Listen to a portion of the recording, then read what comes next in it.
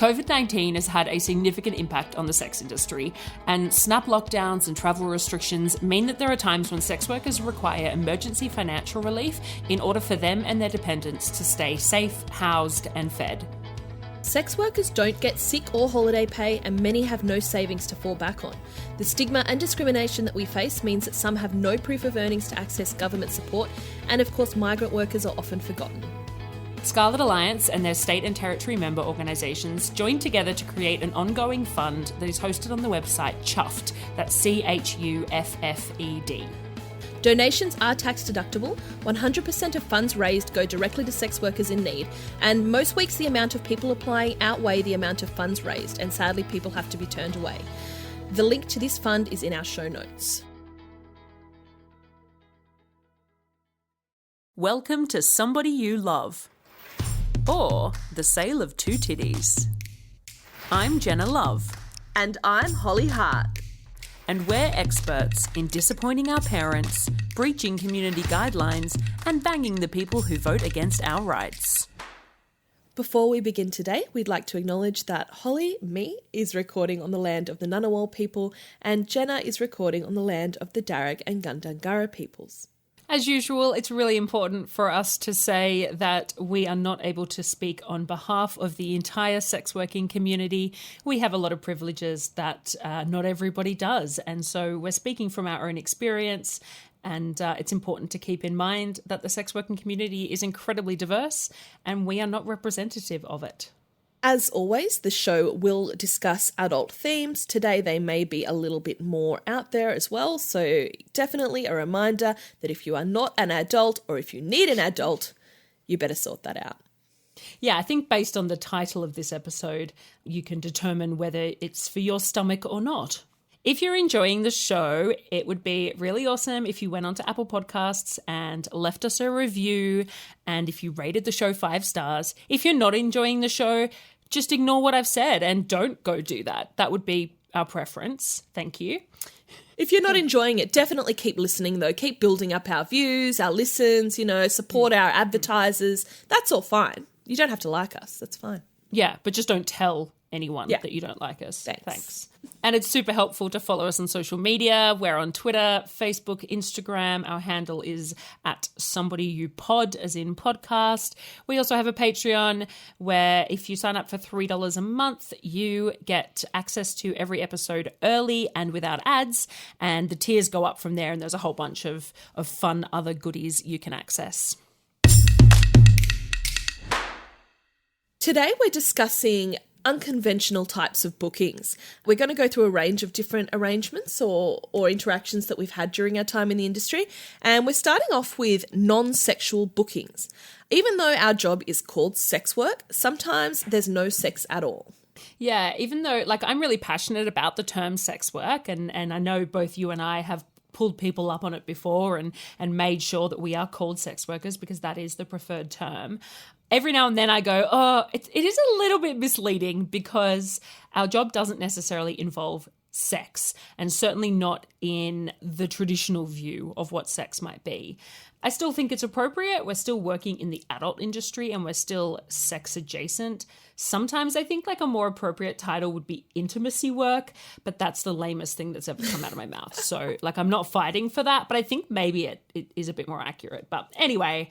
That's why I tend to prefer escort or companion. I feel like they are a little bit more vague without specifying sex necessarily. But look, it feels a little bit wanky sometimes to say, escort. I prefer the word escort or companion, fine. See, I actually hate those terms because I think they're euphemisms and I think they cause a lot of confusion. But this is a whole other conversation. Okay, fair enough. But yeah, I think the amount of people I've spoken to and I've been like, I'm a sex worker, and they're like, what does that mean? And I'll be like, oh, you might be familiar with the term escort. And they literally go, oh, so you go out to dinner with men? And I'm like, sometimes, but I have sex with them. I've literally had people say to me, no, escorts don't have sex with their clients. And I'm like, oh, okay, honey. Yeah. All right. So that's why I don't like those terms, because I think that they can. But anyway, look, that's a whole other topic about language. But I think something that surprises a lot of people, for me anyway, in my experience, a lot of the bookings I've had that have been non-sexual bookings have been from younger clients, often people in their 20s. I get less of the purely non-sexual bookings from older clients. And I think sometimes people might be surprised by that, especially clients themselves. Like I get a lot of older clients who say to me, oh, I must be easier for you than like the young guys that just want to fuck the whole time. And I'm like, actually, I find older people want to do more fucking than younger people a lot of the time. I mean, everyone's different, but yeah. That is interesting to me because that is not my experience at all. I don't think specifically I find that older clients tend to engage in less sexual bookings, but for me it seems to be pretty evenly spread across the board. So it's very interesting that that's your experience. One of the non-sexual bookings that I offer, which I was going to say I'm pretty well known for, but that makes me sound like a bit of a wanker. I think one of my non-sexual bookings that most of my clients know about and some of my Twitter followers is Snuggle Sundays. A few years ago, I noticed that Sundays were my quietest day of work and I still wanted to do bookings, but I didn't want to do anything that meant that I was going to be burnt out or overworked by cramming something into that day. So I decided Snuggle Sundays would be a really fun way to do that. I'm certainly not acting like I've come up with something that never existed before. I'm sure people have done this in various iterations over the years, but the way I sort of thought of doing things was having intimate sessions that were fully clothed and non-sexual. So this means that it could be sitting down and playing board games together, playing video games on the couch and snuggling up together, or even just going into the bedroom and lying together and having a cuddle. So I offer these sessions at a reduced rate than my usual full service sessions, and I was surprised how popular they've become. It turns out that a lot of people want to spend time with someone else in not necessarily a sexual way, but just having company and close physical contact, which has been really, really nice. And because of the reduced rate, it has allowed people to book many hours and to stay for a whole afternoon, and it gives me a chance to do something different. Obviously, I love sex and I love getting naked and doing naughty things, but I also really like to just be in the company of someone else and do some fun activities together. And it still contributes, obviously, to my financial well-being, which is also equally important. So yeah, that's actually a massive thing that I offer that took off more than I ever expected. So in my whole sex work career, I have always had a flat rate for all of my bookings. So whether somebody wants to spend an hour having sex with me or they want to spend an hour sitting across the table from me talking, it costs them the same. So as a result, I think I get fewer non-sexual bookings than a lot of other workers because many other workers will make non-sexual bookings at a cheaper rate, which absolutely makes sense, but it goes a little bit against my philosophy in terms of intimacy. But something I do get a lot is people who don't want to do anything sexual in the first booking, but who are looking to probably do something sexual in maybe the second or the third booking. So generally with these people, we stay fully clothed in the first booking. Sometimes there's a bit of kissing, not always. And in my experience, these people are either somebody who might identify as demisexual and somebody who needs to get to know somebody before they are attracted to them in a sexual way. And also a lot of younger people who are, quite inexperienced sexually, who have a lot of nerves and, lots of stuff going on around the whole sex thing. And they do just want to feel comfortable with somebody. They want to know that they're not being judged. They want to know that they're, that they're safe and they're able to be themselves with me. And it's kind of akin to dating, basically. I've discovered that they kind of want to have like a first date where we don't, quote unquote, go all the way. When I posted on our Instagram asking for like common misconceptions around the sex industry, somebody anonymously submitted saying their misconception was that asexual or demisexual people aren't clients of sex workers. And I think that's really spot on. I thought that was really kind of astute and not something I'd really thought about before. But I've had plenty of clients who would describe themselves as asexual or demisexual.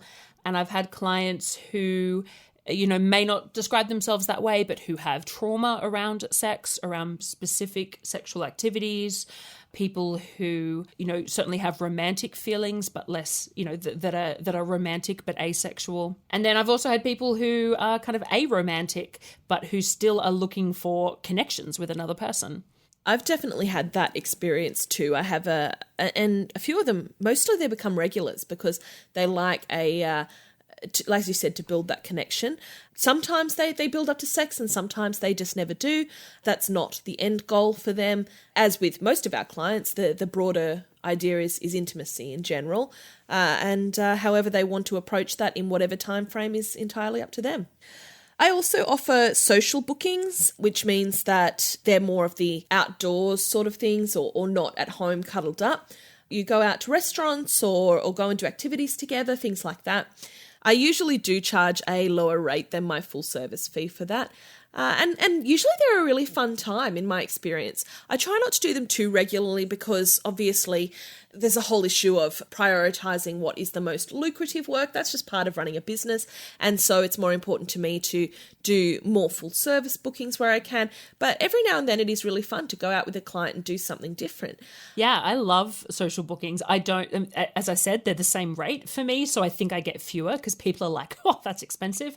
And I'm like, yeah, I am expensive. But I love doing them. I really look forward to them. There's that variety and some clients come up with really fun ideas, and even just, going out to a restaurant or something. Like, I love that banter at the restaurant, the bit of the flirting, and then you go back to the room later. Like, that's all really sexy, and they're fun for us to do something a bit different. But yeah, it is about prioritizing, because that's one of the reasons why I don't charge less for social bookings, because I'm like, well, I could fill that spot with a more expensive booking. I could earn more money in that time. So it just doesn't make sense for me to charge less for the same amount of time. Yeah, it definitely does come down to balance in that regard. And so it's not something I could do full time while also trying to afford a mortgage in the ACT, which is my dream. So that's rough.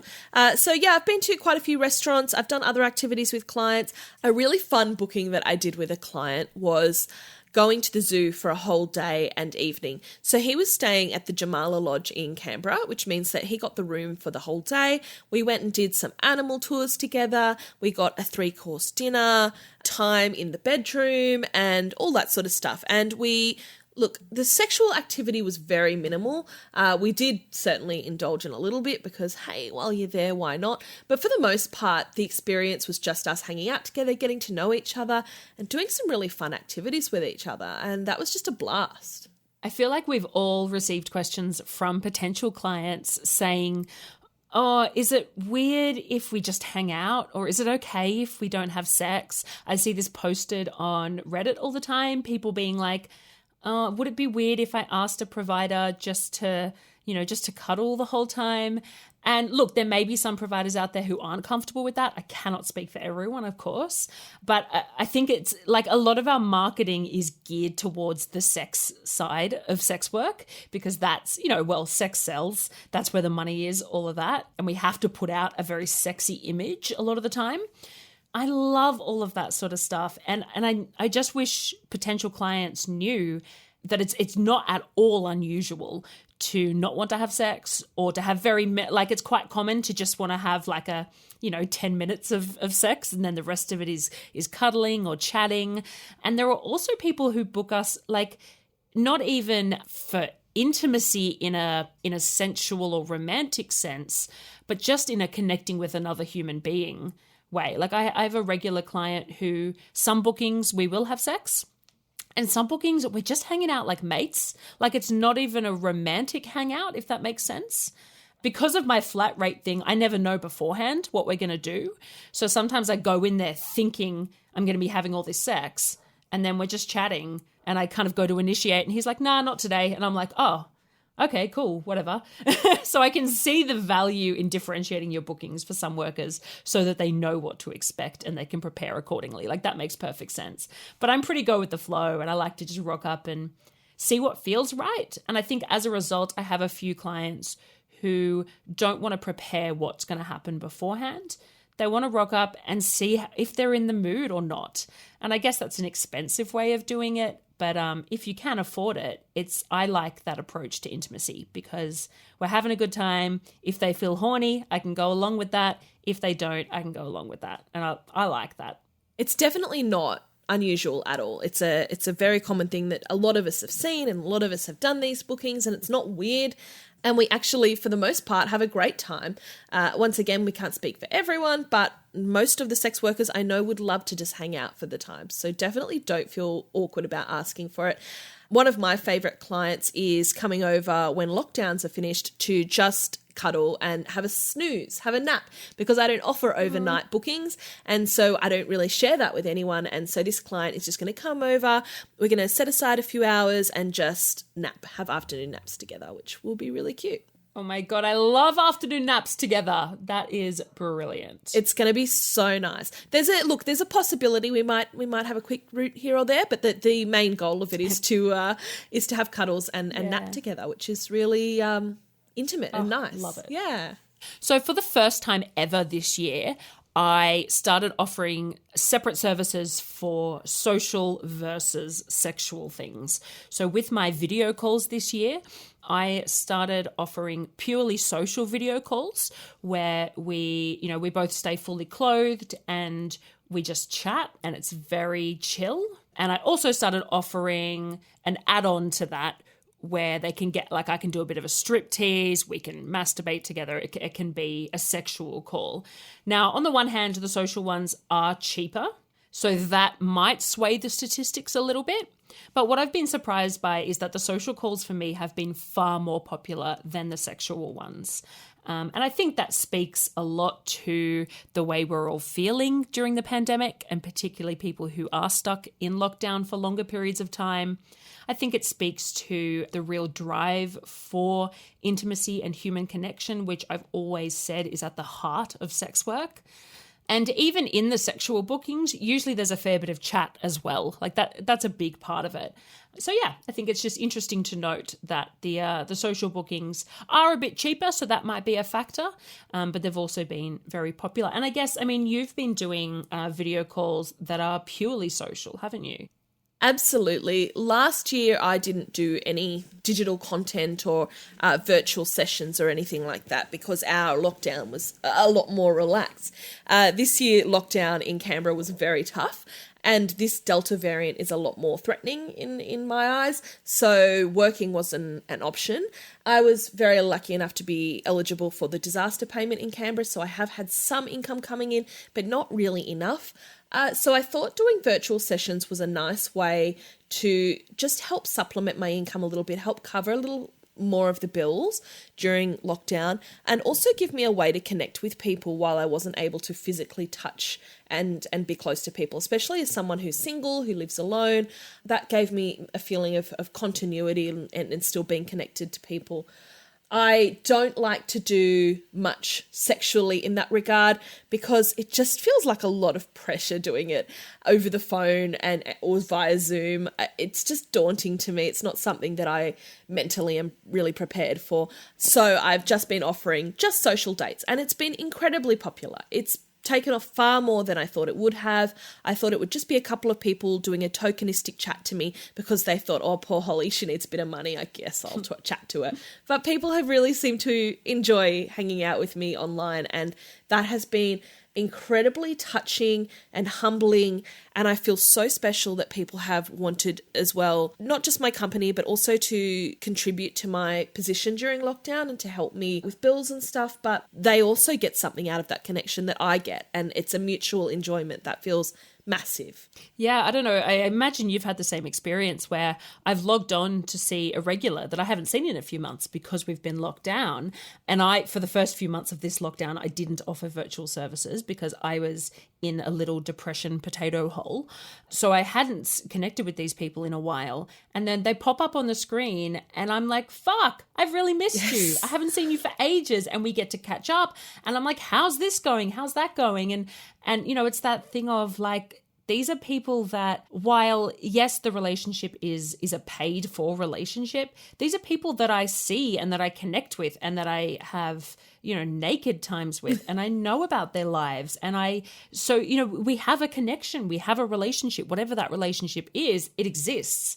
And I've just found it really nice to actually be able to chat to them. I've gotten a lot out of that as well. Yeah, every time that their face pops up, my face lights up. I'm like, oh my gosh, like I get really excited. This burst of endorphins runs through me. I've also met a lot of people that I otherwise wouldn't, particularly because I am a non-touring worker. I only meet clients from Canberra or from places that they've driven or come into state, just overnight. I very rarely get to meet people from all over Australia, but this has given me a chance to chat to people I've maybe been talking to on Twitter for a long time that I haven't actually got to meet. And that's been so cool, is finally putting a face and a personality and energy and a soul to someone I've been chatting with online for ages. And now that grows this connection that then I see their name pop up and I go, oh, that's Adam. He's lovely. And that's really cool. I was on this panel yesterday, and if I think of it, I'll leave a link to it in the show notes, because it was called Digital Intimacies, and it was all about intimacy, and technology and the way that they intersect. And there was a psychologist speaking, and she said that she's had quite a similar experience. So I brought up the fact that one of the great things about offering video calls or phone calls and stuff like that has been that it's been a really great stepping stone for a lot of people who have probably been following sex workers on social media for a while. They've probably Googled it a bit, all of that. They've thought about it, but it's actually really, really daunting to book a sex worker. And I feel like I can say that because I've seen my husband go through the process of booking a sex worker, even though it was me being like, do it, go do it. But I've seen that it's quite nerve-wracking. And so it's so like, especially when you see these glossy photos, it's really scary to be like, hello, I would like to have sex with you. It's full on. So doing a video, like I've had quite a few people who were like, look, I've followed you for years, but I don't know if I have the balls to like have a booking with you. But they want to have a 15-minute chat and just see if they can feel that connection, see if they feel comfortable, see if it's something that they could conceivably do. And this psychologist said she's found the exact same thing with people accessing mental health resources, that it seems really scary to book in an appointment with a psychologist. But there's been this, and for me, I mean, I haven't seen my psychologist since the pandemic began, because doing a video call, that actually puts me off. Like I want to be in person. But she was saying for a lot of people, it feels more accessible and they go, oh yeah, I'll just stay in my room, turn my laptop on and have a chat. And that it's been a good stepping stone for them. So that's nice. I had a video call with someone the other day who said that they've seen my ad around for years and they've never booked me because they thought I was really high class and posh and fancy. And I was like, me? How the hell did they get that idea? I guess I need to do a photo shoot of me in my hoodie and trackies and just more showing just how casual and bogan I am. But a combination of the podcast, but also having an opportunity to have a chat the other day and see that real side of me that's not photoshopped pictures and, perfectly worded copy on my advertising, and just having a genuine connection really helped to humanize me and make me feel more approachable to him. And we realized that we'd have a great time together. So that's been massive as well. I spoke to my psychiatrist a week or two ago and I told her that during the lockdown, this is what I've been doing. And she was blown away. She was shook. She was like, what do you mean? How have you been doing your job by Zoom? Like she just couldn't get her head around it. She has too. Right? We were talking on Zoom. I was like the same way that you and I are. And when I sort of explained it to her, she said, oh, yeah, okay, that makes total sense. And that's really great for people. That would have been a really handy thing for a lot of people to connect to. And I said, yes, it's also been wonderful for me. And then when I spoke to my GP a few days later, she said, oh, in your notes here, your psychiatrist has said you've been doing Zoom from home for your job. And like, that's so cool. And can you tell me more? So my health professionals are fascinated by the way that technology and intimacy and connection are all being intertwined. Obviously, it's something that's become a massive thing in their jobs during the pandemic, but also seeing how it's happening for a lot of jobs, including the sex industry, I guess is amazing, not just for us as sex workers, but for a lot of people. Then there are also sexual bookings without PIV, which is penis in vagina sex. Even when there is sexual stuff, the definition is pretty broad and often doesn't even include conventional sexual intercourse, quote unquote. Yeah, I think this is a sticking point for me. I've had a couple of sort of arguments, which, as we all know, I don't mind a good argument. You do. But with people who have tried to book me and who have said, oh, I don't want to have intercourse with you, like essentially saying, I don't want to put my penis in your vagina. And I've been like, yeah, okay, cool. So it's the same price. And they're like, yeah, but I don't want to have intercourse. I'm like, okay, that's cool. Yep. And they're like, so is it cheaper? I'm like, no. And they're like, I don't think you understand. I don't want to put my penis in your... I'm like, oh, I understand. It's just not cheaper. And there are so many problems with that. One of which is I have clients who don't have penises. So they are not putting their non-existent penis in my vagina, obviously. And nobody that doesn't have a penis has ever expected to get a discount because they don't have a penis. So somebody who does have a penis thinking that they can get a discount because they have one but aren't going to use it or aren't going to put it inside my body is just stupid. It's just like, I'm not going to say anything profound about that. It's just stupid. And to suggest that somebody who doesn't want to have PIV sex with me but who wants me to give them a blowjob for an hour, to think that that should cost less is absurd, because I don't know if you've ever given a blowjob for an hour, but that is fucking hard work. And this goes into my whole philosophy of paying for my time, not for specific sex acts. And there may well be providers out there who do charge different rates if there isn't PIV sex, for instance. And there's a whole range of reasons why they might want to do that. And that's totally a valid strategy. But assuming that because there isn't sexual intercourse in the strictest sense, that means that it's cheaper is a bit gross and really weird, and just shows a real lack of understanding of our work. I have quite a few clients where most of the session is taken up by just quiet, close cuddling and kissing and chatting, and the climax of the sexual experience is a hand job. And that's it. And that is enough, and it's exciting for them. And that's for many reasons. I mean, I obviously don't have to explain all the reasons why that would be, but sometimes there are issues with, erection, maintaining erections or getting erections, or sensitivity issues, or things like, a condom might make them, they're used to having different sorts of sex without a condom, with a partner or something. And so, it's just more effective to give them a hand job, or just because it bloody feels good when somebody wraps their hand around your cock and rubs it. That's what it comes down to. And if that's what they enjoy, that's great. But it's actually really common. I think, you sometimes get guys say, oh, I just want a hand job. And it's, well, a lot of my clients just get hand jobs. And that's part of the experience. And I hope that you enjoy the hand job and it's a great time, and we do all the rest of the things that make us feel good in the session. But there's certainly no pressure or expectation or anything that means that you're less than if you don't want to actually have sex. It's very normal. I don't think I had ever given a hand job before I entered the sex industry. And I remember the first time my client was like, oh, can you just give me a hand job? And I was like, I don't know if I know how. Shit. And I think I figured it out. It probably wasn't the best hand job he's ever had, I'd say. These days, I like to think I'm pretty amazing at them. But it's something that, I don't know, I love a cuddle with a hand job. Yeah. I think that's really, really nice and intimate. I really enjoy it it's something that I feel like in the civilian world, handies get a really bad name. Like I hear, this thing of, oh, why would I do that? I can just do that myself. There's that kind of attitude towards it. But I think it's a really intimate experience. And yeah, like you, I get quite a few clients who that describes the session really well. I also get quite a few clients who, generally older guys, who are maybe no longer able to get an erection, or if they do, it doesn't maintain itself. And they literally just want to come and spend the whole session fingering, going down on me and making and touching me and giving me pleasure. And they don't even want me to touch their cock at all. We kiss normally, not always. And it literally is just me receiving pleasure, which, I couldn't do multiples of that in a day, because that's actually a really full-on booking. And this comes back to the thing of it being like that PIV is the big exhausting part of it. Because for me, having penetrative sex would probably be a lot less tiring than having a whole hour of somebody going down on me and pleasing me. I mean, that is more physically exhausting for me.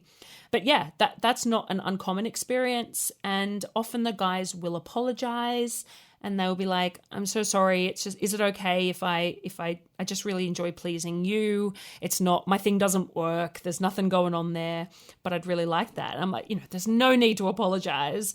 And of course, go nuts. I had a young fella come over once who just wanted practice at going down on a woman, and he wanted a bit of feedback and guidance. And he booked a session. We didn't do anything else. He came over, big smile on his face. He went down on me for, I don't even remember how long the booking was now. And I sort of gave him a bit of feedback and told him what I liked and what I didn't like and how to, honestly, he was wonderful straight off the bat. He didn't need any guidance. And this is actually, I don't know if you'd agree, but for me, quite a common thing that a lot of men think that they're not very good at it. And I actually go, you're actually doing really great. Like, this feels awesome. Yep. And they just sometimes need a bit of practice, but often they don't. Often they're already wonderful at it. But also the ones who think that they're legends tend to be the ones who aren't great. Yeah. It's that. Overconfidence. Yeah. So, and then, he got with a big smile on his face and left. And that was the entirety of the booking. So, yeah, it's definitely not unheard of. I've done, I do less these days, but in my early days, I did a lot of bookings that were sexual in nature, but not sex in the strictest sense. So I describe them as like kink sessions, but I'm certainly not a pro sub or a pro dom at all. So they're sort of were light kink, I guess you could say. I had this client for a couple of years who would turn up at my house every time he had a bag of tricks. I never knew what to expect. There was some truly bizarre things in there.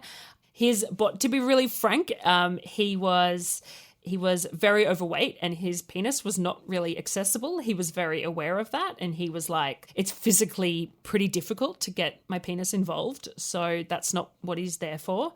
And he basically would spend the whole time just like putting things in me, watching me put things in myself, telling me to do all sorts of strange things. I tried a bunch of stuff during that period, and after doing it went, okay, well, I won't do that again. But it was a good period for experimentation. Was it fun, if not sexually satisfying? Sometimes. Okay. Sometimes.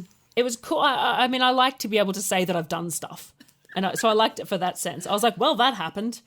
I like it for that factor, I guess. So one time he turns up at my house with a big, we call them witches' hats, like traffic cone, like a safety, the big orange cylindrical pyramid-shaped things. Conical is the word I'm looking for. I opened the door and he was holding one of those, and I was like, oh, rightio. And, came inside and he was like, well, you're going to sit on that. And I was like, yes, well, great. So that was strange. I certainly didn't, feel sexually pleasurable to me, but whatever. And the funny thing was that then this guy, so he would bring all this stuff and often like large items. Like he would go to Bunnings and get a bunch of things and then turn up my house and be like, okay, I'm going to make this thing and like make a thing out of bits of wood and whatever. And then, but he'd be like, well, I can't take this home because he's married. So he couldn't take all this shit back to his wife. So he's like, you'll have to leave it here. And I was like, well, okay. So I ended up, when we left that house actually, I was like, I had this, there was a tiny little ensuite, which was like full of his shit, basically. And anyway, so that afternoon, my husband came home and I had left the witch's hat in the middle of the lounge room. And he was like, babe, what's this? And I was like, A, I don't think you want to know. And B, I think you can figure it out. Like it's pointy. What do you think was going on there? I don't know if that would be my first guess, to be honest. Well, knowing that it had come from a client and that I had done bookings that day. Maybe he wanted you to wear it. Like, I probably would have enjoyed that more, actually. And then I was stuck with this fucking, like, witch's hat in my house. I was like, what am I supposed to do with that? So while you've done some of the submissive sort of things, I have done quite a few of the domination side of things. Again, disclaimer, I am not at all a pro-dom. I have no experience in that regard, but it's something I don't mind, beating a guy up for money now and then. And we have mentioned before our beloved footstool. That was one of those sessions where there was no actual sexual activity at all. It was just somebody serving us and treating us like the goddesses that we are, and that's wonderful. I also have had a few quote-unquote slaves, as they like to call themselves, who have come over and done tasks for me or driven me to appointments or picked up groceries for me at my request, whatever it is that I feel like on that day telling them to do. Various humiliation things that they're into or that I decide I'm into and they have to go along with. That's part of the dynamic. Some of them at the end of those sessions would have me step on their cock and that would send them to completion, or they would just finish from the thrill of the activity itself. So sometimes there was a sexual element involved, but not always. I also had another client who liked to be belittled and humiliated and fucked in the ass with one of my high heels. So that was not conventional sex, but it was definitely sexual for him. Just another wild experience in the variety of things. Were you wearing the shoe at the time? No, I took it off. Oh, okay. I took it off, yeah. But so that'd be difficult to... that'd be more dangerous. In general, it's quite difficult because if you think about the shape of a heel, it's quite hard to get the angle right up somebody's ass. So yeah, there's quite a variety of things we can do that are not conventional P&V sex or PIV sex that are sexual still in nature. One of the reasons that I think it's useful to use the umbrella term of sex work to describe all different facets of the industry is that so many of us have explored different ways of earning an income within the adult industry. So even though both of us are primarily full-service in-person sex workers, particularly at this point in our lives, we have both explored some different avenues.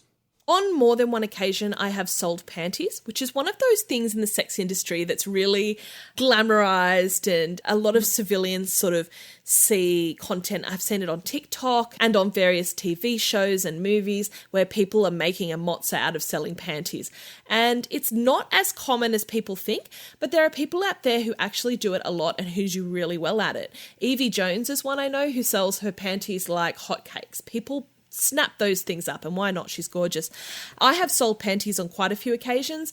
Usually it's when I've lost a set, the bra doesn't quite fit, or it's, become warped or whatever, and so I've got this pair of undies spare.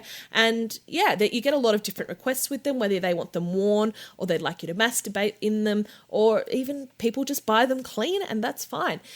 Because of the nature of me being mostly in person, it usually involves them coming over to my place to pick them up, which I think is exciting in itself. But yeah, that's another little way that sort of sex work adjacent work. Yeah, I've done a little bit of that as well. It's something that I thought, I might set this up and get it all going. And to really run that as its own business, I found was sort of more effort than it was worth. But similar to you, I've had bookings where part of the agreement has been that they're gonna leave with my panties, basically. And so that's just like a little add-on kind of thing. And I quite enjoy that too. I think that's quite fun. I did have one of my favorite sets of lingerie. The knickers went missing. And to this day, I've never found them, and I'm fairly certain that someone stole them, and I will never not be annoyed about that. It used to happen a lot in brothels that clients would walk out with the workers' underwear, and yeah, that was bullshit. Just ask, man. Like, far, that's bullshit. Anyway, I did a video call last year that I found quite unique, where the client beforehand sent me a list of my bikinis, because I have a lot of swimwear and lingerie, etc., and it's all over social media. So he had gone through and said, this one, and said, can you have all of those ready? And I just want to watch you change into them. And I spent literally the entire video call was him sitting and watching me change. He'd be like, okay, now could you put like the green one on? And so I'd take what I had on off and put the next one on. I sort of tried to do it in a bit of a sexy way, but it wasn't about it being a striptease. It was just changing bikinis. And there was a little bit of chatting. Like I was like, what are you up to or whatever. But it genuinely 90% of the booking was him watching me change into different swimwear. That's actually really cool. I love that sort of novelty. It's really fun. Yeah, something different and really unique. I have a client who likes to purchase my poop. So as we've discussed on the show before, I do offer brown showers. this is something that is not for all clients. In fact, it's for a very select few. It's a very niche kink as far as they go, and I know it's not to many people's tastes, so please still think I'm attractive, even though people like my poo. But spoiler alert, Holly does poo. She is a woman and she does poo. Yeah. No, I'm facts. I'm human, and I do defecate like every other human. So she may as well monetize it. Definitely. So one of my clients on occasion has come over for a booking who usually has any variety of showers that I do. And on this occasion hadn't booked a brown shower, but I said, I think I could go to the toilet. Do you want to? And the client said to me, actually, if you could like put it in a container. And that sort of became, I think, the beginning of this scenario where I would just sell this client containers of my poop. And look, it's not like I box them up and keep them for weeks at a time. It's something that sort of just coincides when a booking's coming up, and it's in a little takeaway container and in a bag, and it's like a little Uber Eats, and off you go. And it's very novel, and it's cool. I got to say, the first time Holly told me about that, I was quite shocked. I hadn't heard of this pooping in Tupperware and somebody, takes it home with them. I was like, what? I didn't have any issues with it, but I just, it was, it's rare these days as a sex worker to be surprised by things. And that really surprised me. Well, there's apparently a worker who like freeze dries her poo or something and she mails it. I don't know if you've heard of this, but I can't remember who it is. And obviously I'm not going to say it, even if I did. That person may not want that out there, but they mail their poop around the country to various clients who request it. It's just incredible. I was shocked as well. Wow. So it's time for my poop story. So the poop talk is continuing. My apologies. A few years ago, I decided to set up an online store so that I could sell panties. This was around that time. And sell custom content and, Polaroids and things like that. Whenever I offer custom content, I always have a little disclaimer that's like, hey, please get in contact with me first before you book in for this, because I need to make sure it is something that I can do for you and that your expectations are, reasonable and all of that. Quite quickly after setting up the store, I had somebody contact me and asked if I could poo on film. And I was like, yeah, why not? Like I poo all the time. So I can film it happening. It's something that happens anyway. And I was so excited because this was my first inquiry on the online store. And it was my first time taking a custom video request. And I was like, fuck yeah, I can do it. I think many sex workers listening will be able to identify with the curse of undercharging when you're new to something. And I can't remember, I think for a 1-minute video, I was charging something like $60. And I hadn't really thought about if it would be extra, if it was kink or anything like that. So it was going to cost this guy $60. I was chuffed. I was over the moon about that. I was like, this is so cool. I told my husband and he was like, ew. And he was just like, all right, if that's something you want to do. And I was like, yeah, why not? And so then I was like, oh, wait a minute. Like normally when I go to the toilet, I'm sitting on the toilet, right? And I can't get a camera like in the bowl. And then I was like, oh shit, okay, hold on. I hadn't really thought it through. And then I went to the Hooker Brains Trust and I spoke to some sex worker friends and I was like, does anyone know how do I do this? And a couple of pro doms commented and gave me amazing advice. And somebody suggested that I like put a mirror down on the floor, put Glad wrap over it, squat over the top of it, and then record it happening. So then you get like the mirror image. You can wrap up the Glad wrap straight away. And so that's what I did. I did it on like bin day so that I could immediately put it in our bin and then it would be taken away because I just didn't want it like lingering around for too long. As I was doing it, I was like, oh God, this is horrific. I'm never doing this again. And it smelt and I was like, no, I am not having a nice time. And then cleaning it up, I was like, what have I done? I didn't enjoy it. But looking back at the video, I was really impressed with the quality. Like, I was like, that looks great. I was really impressed with it. Anyway, I send off the video. The client had paid in advance, which is essential for anything like that, of course. And then what happened, very soon after that, my account was shut down by the payment processor Square. And of course, I know now that every payment processor ever shuts down your accounts, and most of them will take the funds that are in there. So his money was sitting in that account, his paltry $60, which I would never offer something like that for that price these days. Well, I've decided I'm not going to do it, so I won't offer it for any price, I don't think. Well, I don't know, maybe. There's always a price. Anyway, he had paid that money and it was sitting in the Square account, and they deleted my account and would not send any of the funds through. So that money and what else was sitting in there was just taken from me. So how is that not a crime? Like, that's just... I don't know. I do not know. And this, my husband and I are always going, how is this okay?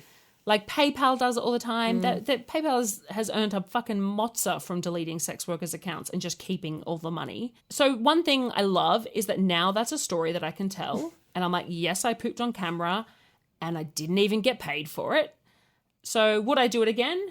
No, I don't intend to do it again in future, but I think it's hilarious that I did. Firstly, do you still have that video? I don't know. Because if you do, I might know someone who wants to buy it, to be honest with you. Secondly... I guess if it already exists. Yeah. Good point. Secondly, I'm going to break your heart because my client who likes to buy my poo, sometimes we're just having text chats and I'm like, I like, this is so much information. But I'm like, I have to poo. Do you want to watch? And they say, yeah. And so I just literally hold the phone behind me at the toilet and film it, and it looks fine. Like, it works perfectly. You didn't need a mirror or glad wrap. You can literally, it's fine. Like, and I send it to them for fun and for free, but because I think they're wonderful. Well, that is devastating information. So now that we've told you all about our pooing, I think we've well and truly come to the end of this topic. And I hope some of you still find us attractive in some way. Yeah, the point today is to discuss the fact that not all bookings have to be strictly penis in vagina, sexual intercourse, or even penis in any orifice. It can be a multitude of things that we do in a booking and even outside of a booking. The wild and wonderful world of escorts. Do you miss the free and affordable ads and social networks without all of the anti-sex rhetoric? Assembly 4 is a team of sex workers and technologists from Melbourne, Australia, aiming to bring back free and fair advertising and social spaces to the sex working community. Stepping away from the clunky design of traditional platforms, their two products, Tryst.link and Switter.at, are refreshing and well-needed changes in both presentation and mission. And both are free to join and open to all. You can find both of our profiles on Tryst, and I love how it is so clearly designed by sex workers. Yep, and I love how straightforward and easy it is to use and how much they clearly support the sex working community. And also how responsive they are when it comes to feedback and customer service. Check out their website assembly4.com for the word, not the number, for more info.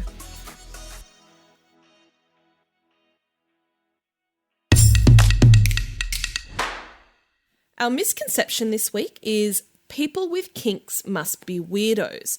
I've had particularly new clients or very vanilla clients before say to me, I saw that you offer this sort of kink, or maybe I tweeted something about it, and they say, gosh, that, I'm really normal, or, and normal is fine and vanilla is fine, but the insinuation is that having a kink must mean that you're a little bit strange. And I think in society as a whole, people have this idea that people that are into kinks are weird people, but I guess we'd just like to dispute that, because most of my kinkiest clients are the people in society that you would least expect.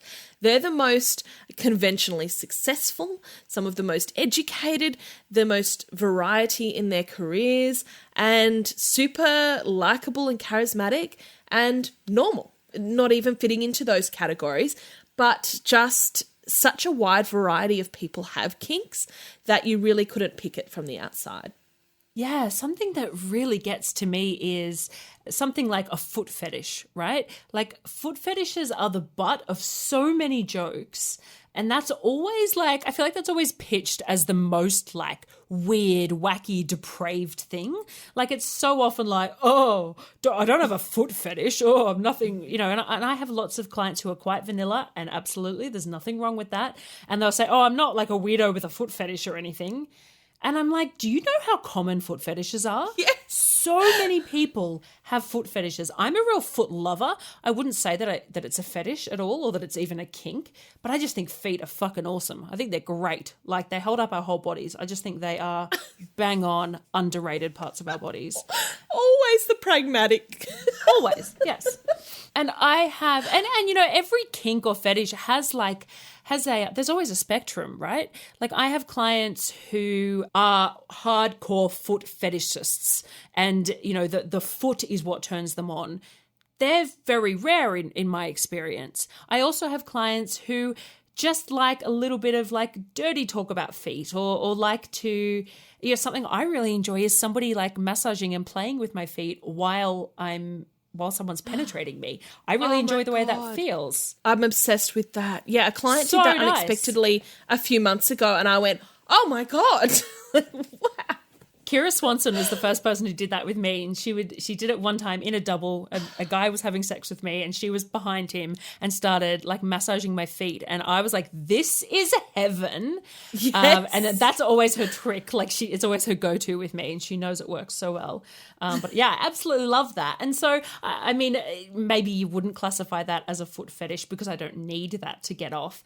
Yeah, I mean, my point is just there's a lot of people out there who like feet in lots of ways. It's very, very common. So for it to be this whole like, oh, I'm not a weirdo with a foot fetish, like, what? That's not a thing. And something like pegging, for instance, which is generally where a woman will use a strap-on on a man, that is so common. There are a lot of men who either absolutely love that or who are at least interested in trying it. Like a lot of guys. And I'm talking about, you know, big, beefy trucker guys. I'm talking about accountants. I'm talking about everyone. Like, that is a really common thing. I do it a lot. I really love it. And yeah, as I said, at the very least, people wanting to try these things is really common. It may not be their kink. They may try it and decide they don't like it, but it is insanely common. And I get a bit sad when I have clients that are nervous to bring it up to me, and they're like, oh, I think it's okay to bring it up to you because I think you do this with other people. And I genuinely have people say to me in 2021, they'll say to me, I'm not gay, but I was thinking about trying pegging. And I'm like, mate, you do not like, I mean, it's a shame that you're not more queer, but it's okay. Like, I can accept you as the straight man that you are. It's fine. Like, it blows my mind that people still feel the need to say that, but it's not, that's not their fault. That's our society's fault. There is no correlation between enjoying anal stimulation and your sexual orientation. It doesn't mean anything if you like your butt stimulated as to who you prefer to sleep with. So people who have kinks are not weirdos. And there's a lot more of them than you might think. Today, for Shit People Say, Holly is going to tell me a story and I'm keen to hear it. It's not a very long story, but it was a disappointing encounter I had recently. Obviously, during the pandemic, my work structure has changed, and a lot of the people in my life know that I do sex work. Recently, I bumped into an acquaintance who said something about, how are you going? And I said, a little bit bored, but, fine. And she said, oh, well, I suppose you might have to get a real job. And I honestly didn't even indulge it with a response because it was just such a joke of a statement. You might have to get a real job. And I'm like, what qualifies a real job to you? I make a living. I make a decent living. I pay tax. I provide a service to the community, which I think is productive, and I create something that I think brings the greater good. I enjoy what I do. All of these things, I employ a range of skills to do this work. There's so much about it that to me, it's a real job. I feel like I don't have to justify that to our listeners because I think you're all pretty much on board that what we do is work. But it was just such a backwards thing for somebody who knows me and who knows how passionate I am about my job to say, you might have to get a real job. What do you want me to do, Susan? Do you want me to go and work down at the local Woolies for well below the average Australian wage? Okay, sure, it might be above the award wage, but still, it's not enough in Canberra for one person to survive on, to do retail, hospitality, and I'm sure people who are listening who have done those jobs will agree that as an adult, paying your bills and rent and not just surviving, but thriving on a minimum wage is incredibly difficult, let alone doing a job that you don't feel any passion for. So yeah, the expectation that somehow is more of a valid job than my job, just because I can't do mine in the middle of a pandemic, is wild. How many other jobs have been shut down during the pandemic? Many jobs. Many people are unable to do their jobs at the moment. And that doesn't make them any less valid as employment. It's just a side effect of a horrible thing that we're going through in the world at the moment. Anyway, maybe this was just an opportunity for someone to voice their own internalized whorephobia, and that's something that I guess you live with when you do work in the sex industry. Look, my question for these people is always, what is a real job then? What is it that you define as a real job? And I've had different responses to that. And there are people who say things like, or something where you have to be like educated to do. And fuck that. I mean, that's the most classist bullshit I've ever heard. Yes. You know, that means that a janitor, for instance, is not a real job. Or sales roles or office management roles. And then the other comeback is, someone like with an employer. So self-employment doesn't exist, and self-employment shouldn't exist, and freelancers and contractors shouldn't exist. Like the argument, it just doesn't hold up. When you say, okay, define to me what a real job is, they pretty much define sex work because it is a real job. It's just absurd that we're having this argument. The amount of people who have lost their jobs or had their jobs suspended because of the pandemic, I mean, would Susan be going up to everyone else and saying, oh, you might have to get a real job? Or does she just think that's okay to say because you're a whore? Our question of the week is, how do you both feel about younger clients? When I first entered the industry, I was quite apprehensive about younger clients.